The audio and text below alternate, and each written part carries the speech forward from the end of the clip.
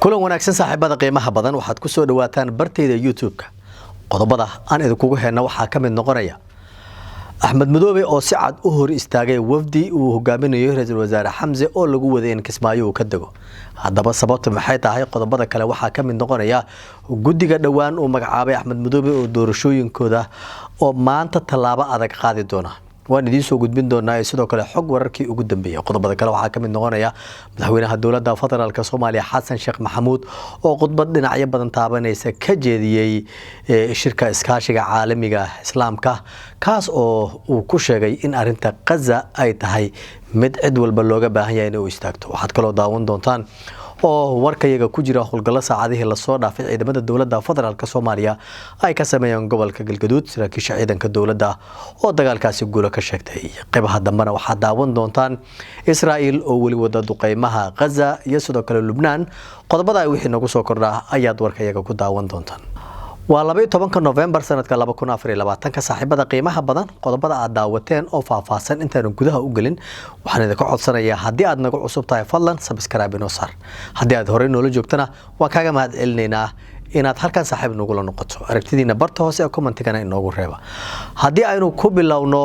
magaalada Kismaayo ee maamulka Jubbaland waxaa lagu waday in uu gaaro wafdi uu hogaaminayo Ra'iisul Wasaaraha Xukuumadda Federaalka Soomaaliya Xamse Cabdi Barre kaas oo 43 xubnood ka kooban wasiirro xildhibaano iyo sidoo kale qaybaha kale ayaa isugu jiray balse war la helayo ayaa waxay sheegayaan in Axmed Madoobe madaxweynaha maamulka Jubbaland uu si cad u hor istaagay wafdiga la qorsheynayay in magaalada Kismaayo ay ka degaan garoonka diyaaradaha magaaladaasi waxaa buux dhaafiyay labadii maalmood u dambeeyay ciidamo fara badan gaar ahaan kuwa nabad sugidda sirdoonka Jubbaland kuwaas oo xaqiijinaya dhaqdhaqaaqa ammaanka magaalada Kismaayo Axmed Madoobe si guudba wuxuu xirtay wadooyinka waaweyn ee soo gala magaaladaasi ee ku xeeran iyo sidoo kale tan garoonka intaba waana sababta keentay in la hakiyo ama la joojiyo wafdigii la qorsheynayay in magaaladaasi ay gaaraan Ra'iisul Wasaare Xamse isagu waxa uu qorsheynayay in magaalada Kismaayo si fudud uu ku tagi karo iyadoo ujeedkana uu ahaa sidii Axmed Madoobe uga qancin lahaa tabashooyinka uu qabo Ra'iisul Wasaare Xamse ayaa la og yahay in uu saaxiib dhow la yahay Axmed Madoobe isla markaana Xasan Sheekh uu adeegsaday in guud ahaanba uu joojiyo doorashada uu qorsheynay balse Axmed ayaa taa ka biyo diiday oo guud ahaanba safarkii Xamse iyo sidoo kale wafdiga uu hogaaminaya waxaa loo sheegay in magaalada Kismaayo aysan gaari karin wafdiga xukuumadda federaalka Soomaaliya ee Ra'iisul Wasaaraha uu hogaaminayo ayaa warqad 43 xubnood ka kooban oo Ra'iisul Wasaaraha uu hogaaminayo u diray saraakiisha AMISOM ama ATMIS ee ku sugan magaalada Kismaayo si loo ogaado dhaqdhaqaaq balse saraakiisha iyagu markay ku wargeliyeen maamulka Jubbaland waxaa lagu amray in magaaladaasi wax dhaqdhaqaaq ama cid ka socota xukuumadda federaalka Soomaaliya aanay keeni karin waana dhabar jab kale oo madaxweyne Xasan Sheekh sidoo kale kooxdiisa xilligan ay wajahayaan Xasan Sheekh isagu waxa uu qorsheynayay in magaalada Kismaayo laga joojiyo doorashada ka soconaysa isagoo u maraya Ra'iisul Wasaaraha Xukuumadda Federaalka Soomaaliya Xamse Cabdi Barre balse isku day kasto Xasan Sheekh iyo Xamse ay sameeyeen waxba kama jiraan ka dhigay madaxweynaha maamulka Jubbaland Axmed Maxamed Islaam Madoobe oo isaga qorsheynaya in magaaladaas ay ka dhacdo kaliya doorashada uu rabo isla markaana la diido wax kasta oo ka imaanaya dawladda dhexe ee Soomaaliya wixii ku soo kordha wararka soo aadanaya ku daawan doontaan balse markan guddiga doorashooyinka ee Jubbaland ee maalmo ka hor madaxweynaha maamulkaas uu ku dhawaaqay ayaa la filayaa in tilaabadii ugu horeysay caawa si rasmi ah ay u qaadaan kadib markii guddiga si rasmi ah uu u shaaciyay in howlaha shaqo ee horyaala uu qaban doono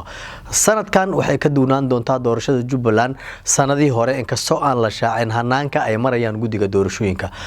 2019 doorashadii xildhibaanada Jubbaland ay ku soo baxeen ayaa la leeyahay waxay ka duunaan doontaa midaan iyadoo hanaan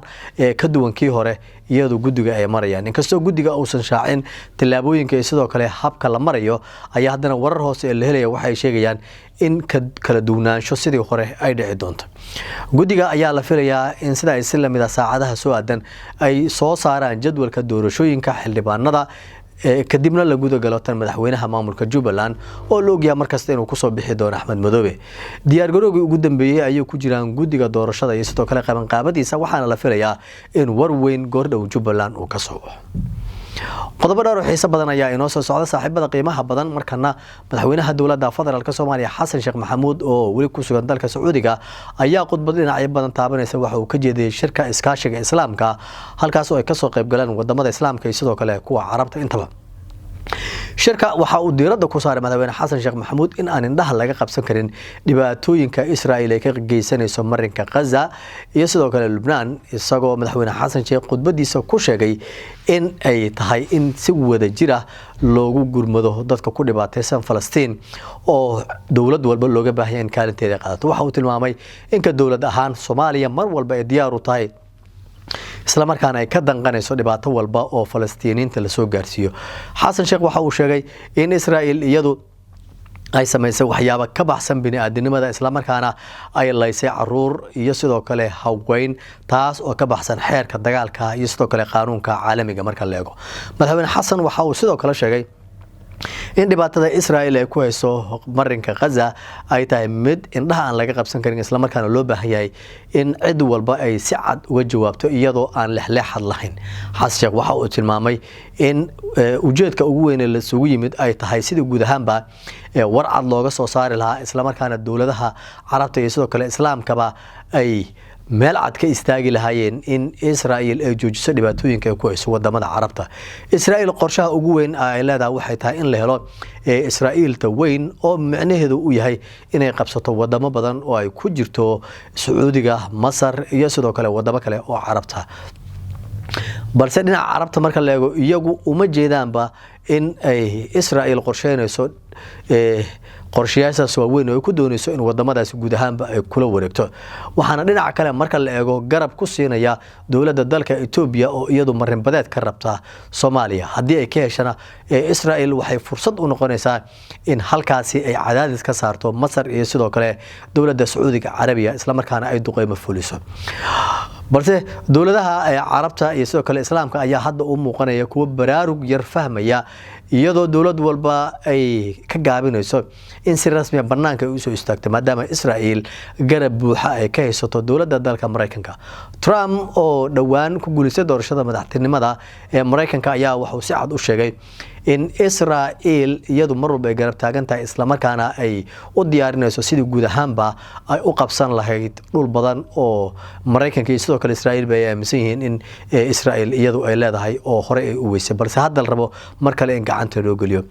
Biden oo xilka ka sii dagaya waxa la xasuustaa in diyaaradihiisa dagaalka uu geeyay Israa'iil si uu difaaco weerarada ka imaanaya Iran oo loo yahay in isku dayo badan ay sameysay taas oo khalkhal gelisay ammaanka Israa'iil iyadoo tii u dambeysana lagu sagay ra'iisul wasaaraha dalkaasi Benjamin Netanyahu qodobo dhowr ayaa inoo soo socda saaxiibada qiimaha badan markaas haddii aan fiirino gobolka Galgaduud waxa ka soconaya howlgallo ay si wada jir ah u fulinayaan ciidamada dawladda federaalka Soomaaliya sidoo kale kuwa deegaanka howlgalladan ayaa waxa laga sameeyay dhowr deegaan oo gobolkaasi ku yaala iyadoo dagaalna dhowr meel ay kula galeen al-shabaab saraakiil u hadashay dawladda federaalka Soomaaliya ayaa iyagu waxay sheegeen dagaaladii u dambeeyay ee ka dhacay gobolkaasi in guul la taaban karo ay ka gaareen isla markaan howlgallada ay ku sii soconayaan deegaan hor leh oo al-shabaab ay ku sugan yihiin sida ay sheegayaan saraakiisha ciidanka dawladda federaalka Soomaaliya gabagabadii ayaan isoo soo gaarnay saaxiibada qiimaha badan haddii aanu fiirino Israa'iil ayaa iyadu wali wada duqeymaha ay ka geysanayso marinka Gaza iyo sidoo kale Lubnaan saacadii u dambeeyay Gaza waxa lala bartilmaameedsaday dad rayid ah kuwaas oo tiradoodu ku dhowdahay ilaa 50 oo dhimasho ka soo gaartay dhaawacyadana waxa la soo warinayaa in intaas ay ka badan tahay saraakiisha caafimaadka ee Falastiiniinta ayaa iyagu waxay sheegayaan sidoo kale ururada u dooda xuquuqda aadanaha ee dalkaasi